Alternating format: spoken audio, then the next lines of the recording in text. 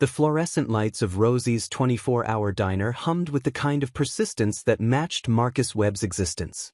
Every night, same booth, same time. 4:17 a.m.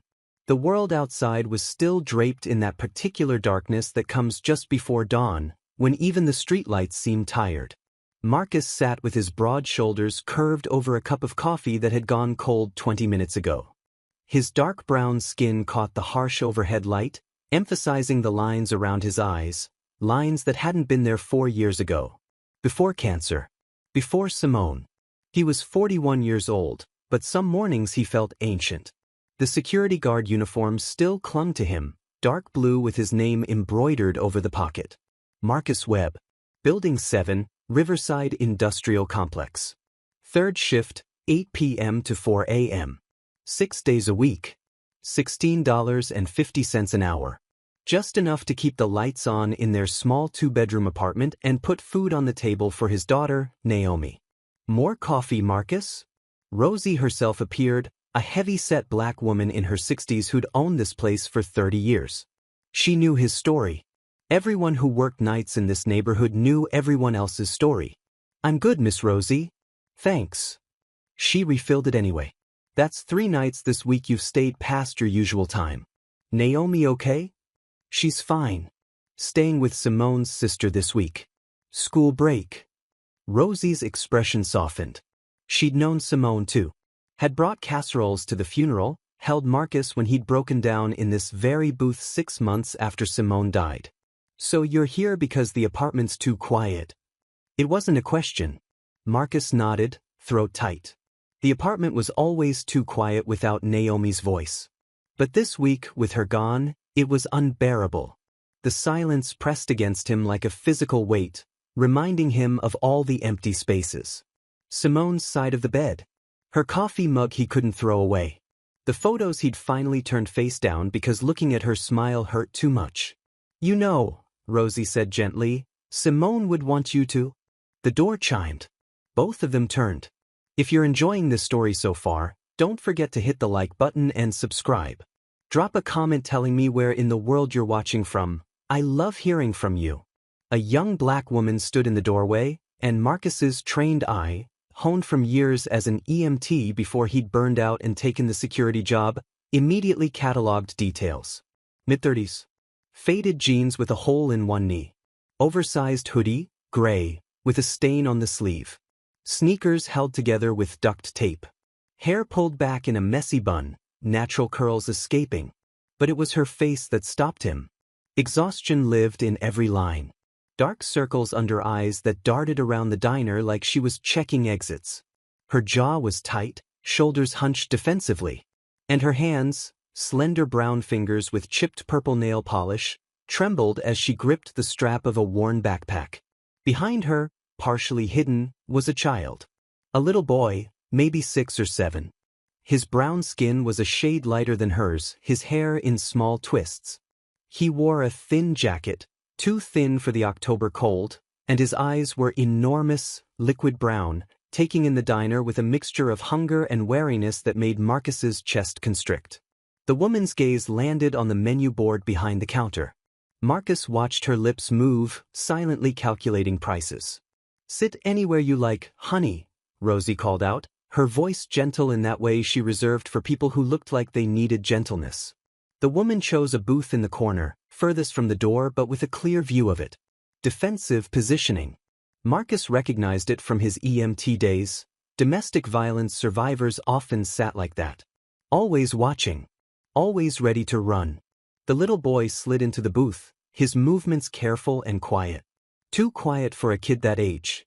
He should be bouncing, restless, full of that energy kids had even when they were tired. Instead, he sat perfectly still, hands folded on the table. Rosie walked over with menus, but the woman waved them away. "Just, do you have oatmeal?" Her voice was soft, barely above a whisper. There was a rasp to it, like she'd been crying or hadn't spoken in days. "Sure do, baby. And for the little one?" The woman's jaw worked. "He'll share with me." Rosie glanced at Marcus, and he saw the same thing he felt reflected in her eyes. That boy needed his own meal. But they both knew better than to push. Not yet. I'll bring extra, Rosie said carefully. No charge for the second bowl. We made too much this morning anyway. The woman's spine stiffened. I can pay for what we order. I know you can, honey.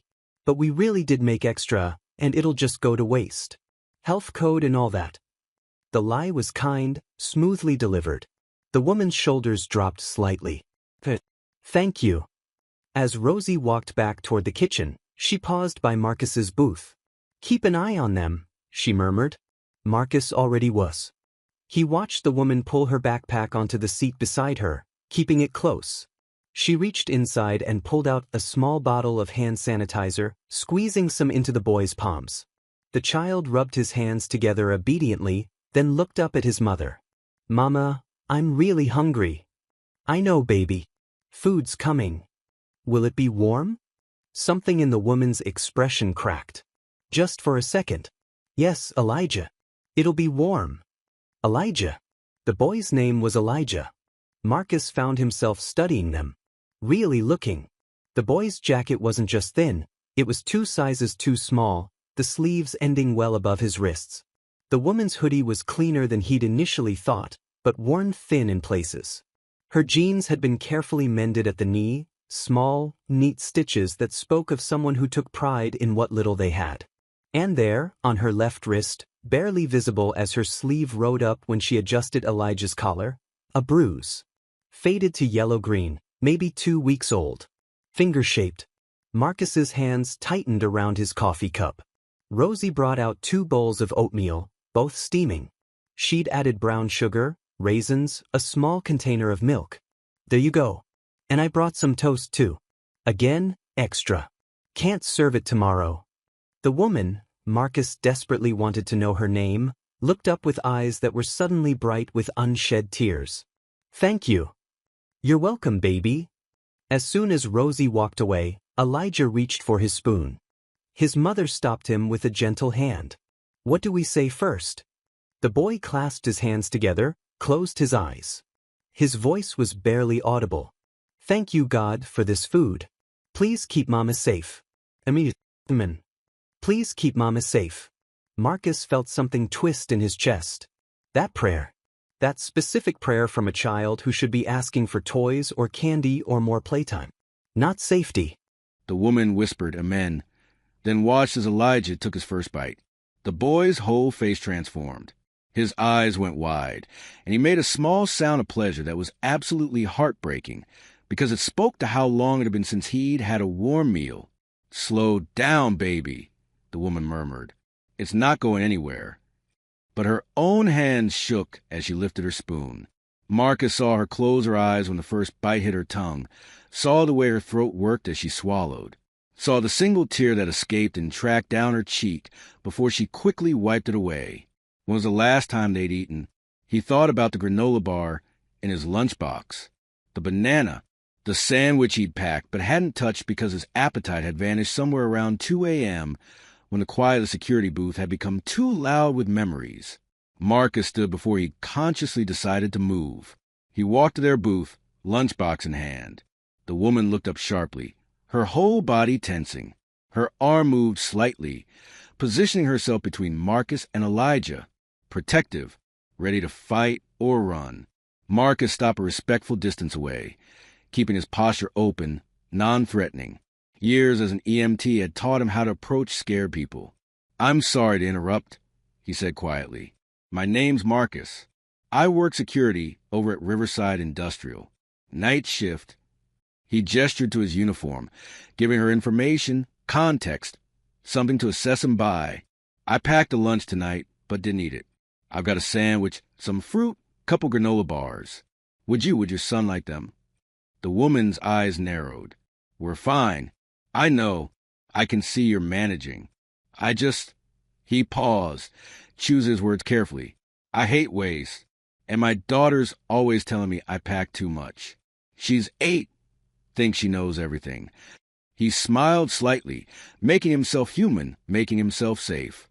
Something flickered in the woman's expression. You have a daughter? Naomi. She's staying with her aunt this week. School break. The woman looked at the lunchbox, then at Elijah, who was watching Marcus with wide, cautious eyes. "We don't take charity," she said, but her voice lacked conviction. "It's not charity.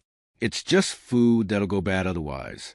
I'd offer it to Rosie, but she's got a whole kitchen." He set the lunchbox on the edge of the table, not pushing it toward her, just making it available. No strings, no expectations.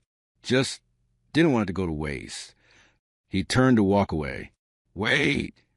Marcus stopped, looked back. The woman was staring at the lunchbox like it might bite her. Then she looked at Elijah, who was very carefully not looking at it, even though Marcus could see the longing in the child's eyes. "What's in the sandwich?" she asked quietly. "Turkey and cheese. Wheat bread. I'm boring." The smallest hint of a smile touched her lips. It vanished almost immediately, but Marcus had seen it. "Elijah," she said softly, "would you like a sandwich?" The boy looked at his mother, then at Marcus, then back to his mother. "Is it okay, Mama?" "Yes, baby. It's okay." Elijah's small hands reached for the lunchbox. The woman opened it, pulled out the sandwich in its plastic wrap, the banana, the granola bars. She set them in front of Elijah, who whispered, "Thank you, Mr. Marcus." "You're welcome, buddy." Marcus started to leave again. "Why?" He turned back. The woman was looking at him now, really looking, searching his face for something. Lies, maybe, hidden motives. "Why what? Why are you being kind to us? You don't know us." Marcus thought about Simone, about how, in those last weeks, strangers had been kind in ways that saved him. The nurse who'd held his hand in the hospital hallway. The neighbor who brought dinner every night for a month. The guy at the gas station who paid for his tank when Marcus's car declined and he'd had no cash. "Someone was kind to me when I needed it," he said simply. "Figured I'd pass it along." The woman's eyes filled with tears. She blinked them back furiously. "We're not a charity case. Never said you were. You're just two people in a diner at 4 a.m. Same as me." He paused. "We're all just trying to get through the night, right?" She stared at him for a long moment. Then, so quietly he almost didn't hear it, "Yeah, we are." Marcus nodded and returned to his booth. He didn't watch them eat, gave them privacy. But he was aware of them in his peripheral vision, aware of the small sounds Elijah made as he ate the sandwich, aware of how the woman carefully split the banana, giving Elijah the larger half. Rosie appeared at his table with a fresh pot of coffee. "You're a good man, Marcus Webb." Just did what Simone would have done. Rosie squeezed his shoulder. She'd be proud. Would she? Marcus wasn't sure anymore. Simone had been the good one, the social worker who dedicated her life to helping people. Marcus had just been the EMT who'd eventually gotten too tired of watching people die. He'd left the job 6 months before Simone's diagnosis, burned out and broken. Then when she got sick, when she needed him to be strong, he'd fallen apart instead. He'd held it together for Naomi. Barely. But there were nights, like tonight, when the weight of being the only parent, the only adult, the only one left, felt crushing. 45 minutes passed. The diner remained quiet except for the occasional clatter from the kitchen where Rosie's nephew Jerome was prepping for breakfast rush. A trucker came in, ordered coffee to go, left. The sky outside was beginning to lighten, that deep navy blue that came just before sunrise. Marcus checked his watch. 5:03 a.m. He should go home. Try to sleep. But the thought of that empty apartment made his skin crawl. He heard movement and looked up. The woman was standing at her booth, backpack on her shoulder, Elijah beside her. The boy looked better. His eyes were brighter, his posture less defeated. But the woman looked worse. The brief moment of softness was gone, replaced by that defensive wariness. She walked to the counter, pulled out a small wallet. Marcus watched her count bills. Ones, mostly. A 5, some change. Rosie waved her off. Already covered. "Honey, I can pay."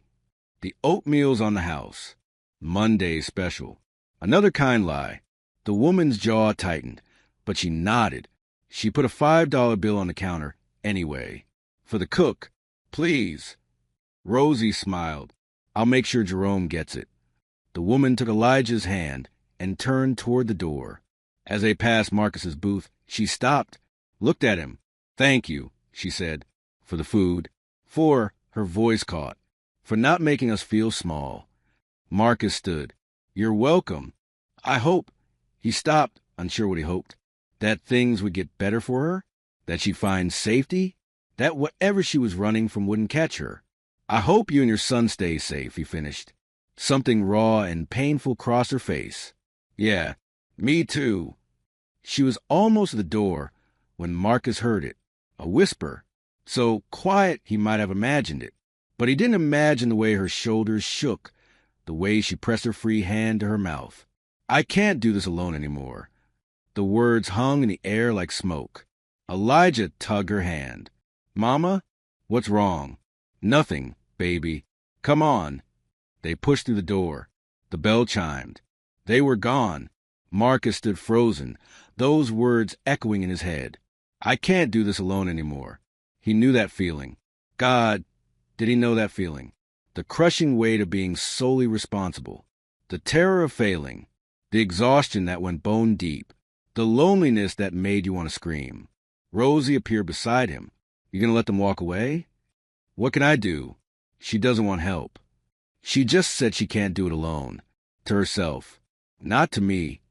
Rosie gave him a look that said he was being an idiot. "Marcus Webb, in all the years I've known you, you ain't never been the kind of man who hears someone drowning and doesn't throw them a rope. I don't even know her name. So find out." Marcus looked at the door, through the window. He could see the woman and Elijah standing on the sidewalk. She was looking around, that same checking exits expression. Her hand was on Elijah's shoulder, protective. They started walking, not toward the parking lot, toward the street, on foot, at 5 a.m., in October, with a child. Marcus grabbed his jacket. "Where you going?" Rosie asked, though her smile said she already knew. "Just making sure they get where they're going safe." "Uh-huh." Marcus pushed through the door. The cold air hit him immediately, sharp and biting. He could see them about half a block ahead, the woman's pace quick, Elijah struggling to keep up. He followed at a distance, keeping them in sight, but not crowding. They turned left at the corner, heading toward the industrial district. Why were they going that way? There was nothing over there but warehouses and empty lots. Unless, Marcus's stomach dropped. They were heading to the 24-hour laundromat on Porter Street, the one that was warm and stayed open all night, the one where people who had nowhere else to go could sit on the benches and pretend they were waiting for clothes. He'd seen them before, the invisible people, the one society had forgotten, the woman, and Elijah reached the laundromat. She pulled open the door, ushered Elijah inside. Through the window, Marcus watched her find a bench in the back corner, the same defensive positioning. She sat down, pulled Elijah onto her lap, wrapped her arms around him. The boy's head dropped onto her shoulder. Within minutes, he was asleep. The woman rested her cheek against his hair. Her eyes closed. But Marcus could see the tension in her shoulders, the way her body stayed alert even in exhaustion. She wasn't sleeping. She was keeping watch, protecting her son. Marcus stood on the sidewalk, watching through the window. He should leave. Go home. This wasn't his problem. She'd made it clear she didn't want help. "I can't do this alone anymore." He thought about Simone, about the night after her funeral when he'd stood in Naomi's doorway watching his daughter sleep, and thought the exact same thing, when the weight of single parenthood had felt impossible, when he wanted to give up. His sister-in-law, Shauna, had shown up that night, hadn't asked, just came in, made him sit down, and said, "You're not alone. We're going to get through this together." And they had. Somehow, this woman, whoever she was trying to get through it alone, and she was drowning. Marcus pulled out his phone, stared at it. Then he made a decision that might be stupid, might be the best thing he'd ever done. He wasn't sure which. He texted Shauna, "You still have that furnished studio apartment above your salon? The one you rent out?" The response came quickly. Shauna was always up early. "Yeah, why?" "Tenant just moved out last week. Need it for something?" "Maybe. Can I call you later?" "Sure." "Everything okay?" "I'll explain later." He put his phone away, looked at the laundromat. The woman's eyes had opened. She was staring straight ahead, that exhausted, defeated expression back on her face. Marcus didn't know her name, didn't know her story, didn't know if she'd even accept help if he offered it the right way. But he knew what Simone would do. She'd walk in there. She'd sit down. She'd offer not charity, but connection, person to person, parent to parent. The sun was starting to rise, painting the sky in shades of pink and orange. A new day, a chance to do something right. Marcus crossed the street and pushed open the door to the laundromat. The woman's head snapped up, her arms tightened around Elijah. Every muscle in her body went tense. Marcus held up his hands, non-threatening. "I'm not here to bother you. I promise." "Then why are you here?" Her voice was sharp, defensive. "Because I heard what you said." He kept his voice gentle. "At the diner, you said you can't do this alone anymore." Her eyes went wide. I didn't mean. "I know you didn't mean for me to hear." Marcus took a careful step closer. "But I did, and I want you to know something. You don't have to do it alone. You don't know anything about me." "You're right. I don't. But I know what it feels like to be exhausted and scared and out of options. I know what it feels like to be responsible for a child when you can barely take care of yourself. I know what it feels like to want to give up, but keep going because you have to." Tears streamed down her face now. She didn't wipe them away. "You don't understand." "Then help me understand." For a long moment, neither of them spoke. Elijah, stirring her arms, made a small sound. She stroked his hair automatically, a mother's reflex. "My name is Keisha," she finally said. "Keisha Grant. This is my son, Elijah. He's 6. I'm Marcus Webb. Nice to officially meet you, Keisha." "Are you going to call the police?" The question punched him in the gut. "Why would I call the police?" "Because we're sleeping in a laundromat. Because we've been living in my car for 2 weeks. Because people like you always call the police on people like me." Marcus sat down on the bench across from her, keeping distance between them. "I'm not calling anyone. And I'm not people like you and people like me. We're just people, Keisha, both trying to survive." She laughed bitterly. "You're a security guard with a home and a daughter who stays with family. I'm homeless with a son who's missing school because we don't have an address. We're not the same. For years ago, I was sleeping in my car too," Marcus said quietly. "My wife was dying. I'd lost my job. We'd burned through our savings on medical bills. I was living in that car with my 4-year-old daughter, trying to figure out how to keep going." Keisha stared at him. "You were homeless?" For 3 months. Until Simone's sister found out and made me move in with her. He paused. "My wife died 6 weeks later. And I've been barely holding it together ever since." The defensive walls in Keisha's expression cracked slightly. "I'm sorry. Me too. But my point is, I know what you're going through. Maybe not the exact same situation, but close enough. And I know you're scared to accept help because you don't know who to trust." "How do I know I can trust you?" "You don't. Not yet. Trust has to be earned." Marcus leaned forward slightly. "But I'd like the chance to earn it. Not by giving you charity. By offering you the same thing someone offered me. A chance." "A chance to what?" "To catch your breath. To get stable. To give Elijah somewhere safe to sleep." Keisha's arms tightened around her son. "What do you want in return?" There was the real question. The fear underneath everything. Marcus met her eyes. "Nothing. I want nothing in return, Keisha. This isn't a transaction. I'm not that kind of man, and I won't ever be that kind of man. Everyone wants something." "You're right. I do want something." He paused. "I want to not be the person who saw someone drowning and did nothing. I want to not be the person who had the ability to help and walked away. I want to be the person my wife believed I was. That's what I want." Keisha was crying openly now. "I don't even know you." "I know. But sometimes the people who save us are strangers. The nurse who held my hand while Simone died was a stranger. The woman who bought groceries for me and Naomi when my card declined was a stranger. The man who gave me a job when no one else would was a stranger." His voice softened. Until they weren't. What are you offering? My sister-in-law has a furnished studio apartment above her hair salon.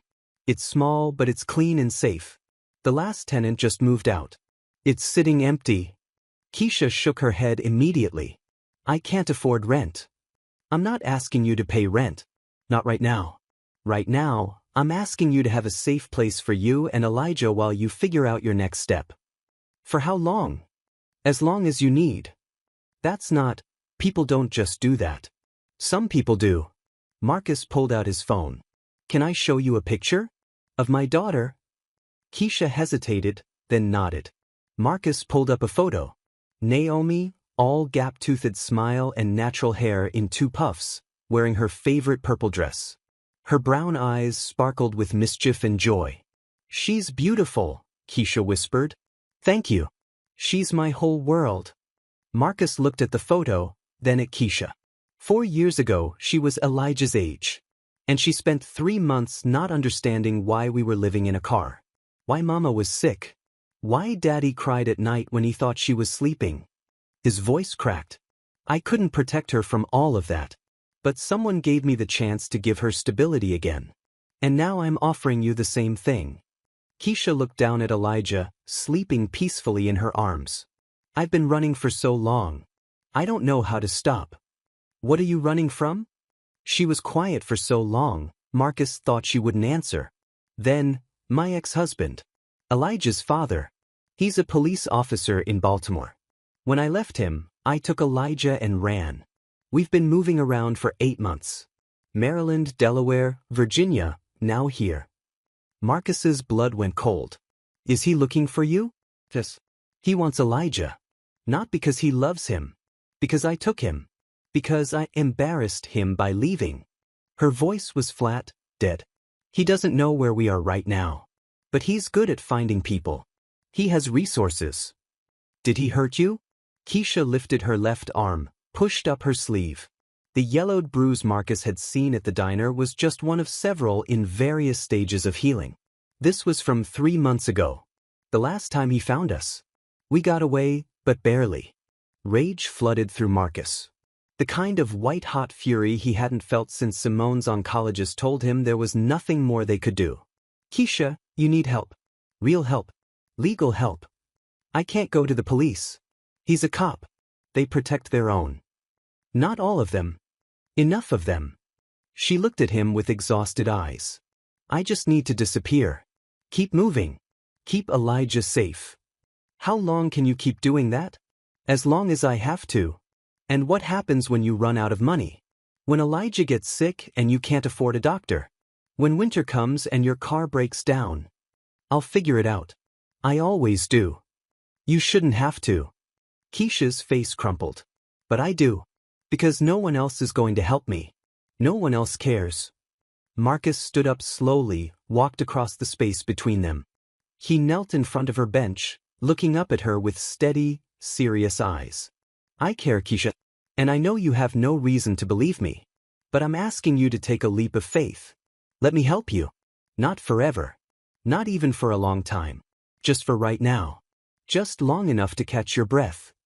Why would you do this for a stranger? Because Simone taught me that we're all connected. That when we help each other, we're really helping ourselves.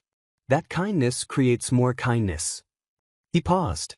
And because when I look at Elijah, I see Naomi. And I can't walk away from a child who needs help. Keisha stared at him, searching his face, looking for lies, for hidden motives, for the catch. If I say yes, she whispered, and you turn out to be like him, like my ex, I will disappear so fast you'll never find us. And I will make sure you regret it. If I turn out to be like your ex, Marcus said seriously, I deserve that and worse. Elijah stirred, his eyes blinking open. He looked around, confused, then focused on his mother. Mama? Where are we? We're okay, baby. I'm hungry again. Keisha's eyes closed in pain. Marcus stood, pulled out his wallet. Inside was $43. Grocery money for the next few days. But what was he going to do with it anyway? Eat alone in an empty apartment? He held it out to Keisha. Take it. Go get breakfast for Elijah. There's a McDonald's 2 blocks from here. I can't. Yes, you can. It's not charity. It's just breakfast. He paused. Please. Let me do this one thing. Keisha took the money with shaking hands. I'll pay you back. Okay. I mean it. I know you do. She stood, Elijah in her arms. The boy looked at Marcus with those big, serious eyes. Are you the nice man from the diner? Yeah, buddy. That's me. Are you gonna help us? Marcus looked at Keisha. If your mama says yes, then yeah. I'm gonna try. Elijah looked up at his mother. Can he help us, Mama? I'm tired of sleeping in the car.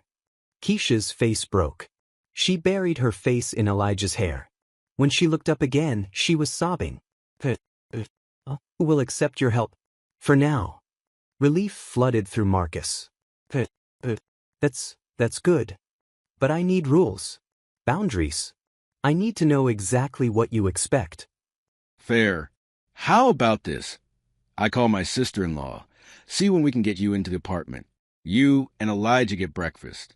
We meet back here in an hour and talk through everything. You ask me any question you want. I'll answer honestly. And if at any point you're uncomfortable, you can walk away. No judgment. No guilt. Keisha nodded slowly. 1 hour. And I'm bringing food back. We'll eat together. So I can watch you. See if you're really who you say you are. Marcus smiled. Deal. As Keisha and Elijah headed toward the door, Elijah turned back. Thank you, Mr. Marcus. You're welcome, Elijah. I'll see you in an hour. They left.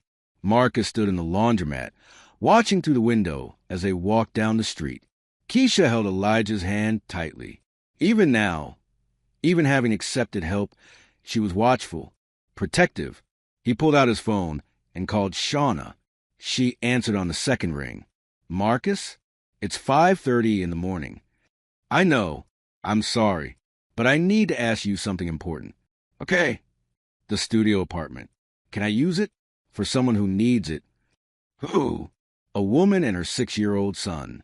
They're homeless, living in her car. She's running from an abusive ex. Shauna was quiet for a moment. Marcus, are you sure about this? You don't even know her. I know enough. She needs help, and I can help with your help. Simone would have done the same thing. Yeah, she would have. Okay, bring them by the salon at 7. I'll get the keys. Thank you, Shauna. Don't thank me yet. We need to talk about this. Really talk. Make sure you're not getting in over your head. I know. Marcus. Yeah. I'm proud of you. His throat tightened. Thanks. He hung up and sat down on the bench where Keisha had been. The sun was fully up now, streaming through the laundromat windows. Outside, the world was waking up. People heading to work. Cars passing by. Life continues in its relentless forward motion. Marcus thought about Simone, about what she would say if she could see him now. He thought she'd be proud, but he also thought she'd be worried, because kindness was complicated, because helping people meant taking on their burdens, because once you open your heart to someone else's pain, you couldn't close it again. But that was okay, because I can't do this alone anymore, Keisha had whispered. Neither could Marcus. Maybe, just maybe, they could help each other not be alone. 1 hour later, they sat on the laundromat benches. Keisha had returned with McDonald's, Egg McMuffins, hash browns, orange juice for Elijah, coffee for the adults. She'd insisted on paying with her own money, keeping Marcus's cash separate. Ground rules, she said, her voice steady despite the exhaustion in her eyes. I need to know what you expect, what this really costs. Marcus sipped his coffee. The apartment is free for 3 months. After that, we reassess based on where you are financially. If you can pay rent, great. If not, we figure something else out. What else? I don't know yet. Maybe you can help out at my sister-in-law's salon. Maybe you find work and pay what you can. Maybe nothing changes. He paused. This isn't a trap, Keisha. It's just a safe place to land. And you want nothing? I want you and Elijah to be safe. That's it. She studied him for a long moment. Why should I believe you? Because Marcus stopped choosing his words carefully. Because I was you, for years ago, I was the one sitting in a laundromat at 5 a.m. trying to figure out how to keep going. And someone helped me. They didn't want anything. They just saw someone struggling and cared enough to act. Who helped you? My sister-in-law, Shauna. She's the one with the apartment. She's also the one who kept me alive after Simone died. His voice cracked. I didn't want to live anymore. But Shauna wouldn't let me give up. She made me keep showing up. For Naomi. For myself. Keisha's expression softened. She sounds like a good person. She is. And she's going to want to meet you. Make sure you're okay. Not because she doesn't trust me, but because she protects the people she loves. Will she call the police? About my ex? Not unless you want her to. Keisha looked at Elijah, who was methodically eating hash browns, his small face serious with concentration. I can't risk it. If they find us, if they send us back to Baltimore, he'll take Elijah. The courts will side with him. He's a decorated officer. I'm just She stopped. You're just a what? A woman with no job, no home, no proof of anything except that I ran. Tears filled her eyes. In their eyes, I'm the unstable one. He's the hero. Marcus's jaw tightened. That's not how it works. There are laws. Protections for domestic violence survivors. Not when your abuser wears a badge. If you're hooked on this story, make sure to subscribe and turn on notifications so you never miss an upload. Your support means everything and helps me bring you more emotional stories like this one. The apartment was small but clean. One room with a kitchenette, a bathroom with shower that actually had hot water, a double bed with a real mattress, and a pull-out couch. Sunlight streamed through windows that looked out over the street. Elijah's eyes went huge. Mama, is this really ours?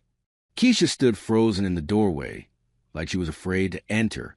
Shauna, a beautiful black woman in her 40s with locks and kind eyes, gently touched her shoulder. It's yours, baby, for as long as you need it. I don't understand why you're doing this. Shauna smiled. Because Marcus asked, and because I remember what it was like when he and Naomi needed help. Kindness doesn't need a reason. That afternoon, Marcus brought groceries. Keisha tried to refuse, but Elijah's excitement over the chicken nuggets and mac and cheese made her relent. They ate together at the small table, Naomi having arrived from her aunt's house, chattering away about school while Elijah listened with shy fascination. You like dinosaurs? Naomi asked. Elijah nodded. T-Rex is my favorite. Mine too. Daddy, can Elijah come to the museum with us next week? Marcus looked at Keisha. If his mom says it's okay. Keisha's eyes filled with tears. Yes, that would be. Elijah would love that. Over the next 2 weeks, something unexpected happened. A routine developed. Marcus would stop by the apartment after his night shifts, bringing breakfast. Keisha started looking for work, but with no recent job history and no references, doors kept closing. Then Marcus made a call. His old EMT supervisor, a woman named Dr. Patricia Chun, ran a community health clinic. We need a receptionist, Dr. Chun said. Someone organized, compassionate, good with people. Can she start Monday? Keisha cried when Marcus told her. I can't believe this is real. It's real. But that night, everything changed. Marcus's phone rang at 2 a.m. during his shift. Keisha's number. He answered immediately. What's wrong? Someone's watching the apartment. Her voice was pure terror. A dark sedan. Been parked across the street for an hour. Marcus, I think he found us. Lock the doors. Don't open them for anyone but me. I'm coming. He left work early, drove across town with his heart pounding. When he arrived, the sedan was gone, but Keisha was standing at the window, Elijah asleep on the couch behind her, a kitchen knife in her shaking hand. He's going to take him, she whispered. He's going to take my baby. Marcus gently took the knife, set it aside. No one's taking Elijah. I promise you. You can't promise that. Then let me help you fight. Legally. The right way. I told you the courts won't. My wife was a social worker. She had connections. lawyers who specialize in domestic violence cases. Let me make some calls. Keisha looked at him with desperate, terrified eyes. Why are you doing this? Why do you care so much? Marcus thought about Simone's last words to him. Promise me you'll keep loving people. Keep showing up. Keep being the good man I married. Because someone has to, he said simply. And I can. So I will. 3 days later, they sat in a lawyer's office.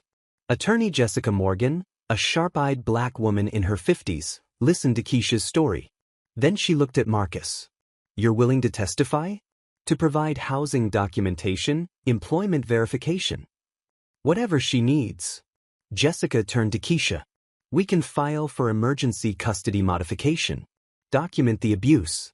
Get a protective order that crosses state lines. But it's going to be hard. Your ex has resources. So do I now, Keisha said quietly, looking at Marcus. I have people who believe me. The custody hearing was brutal. Keisha's ex-husband, Officer Derek Grant, showed up in full uniform, his lawyer painting Keisha as unstable, irresponsible, a kidnapper. But then Jessica called her witnesses.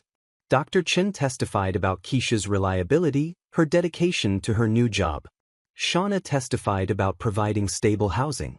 And Marcus testified about finding them in that laundromat, about Keisha's fierce protection of her son, about a mother doing everything she could to keep her child safe.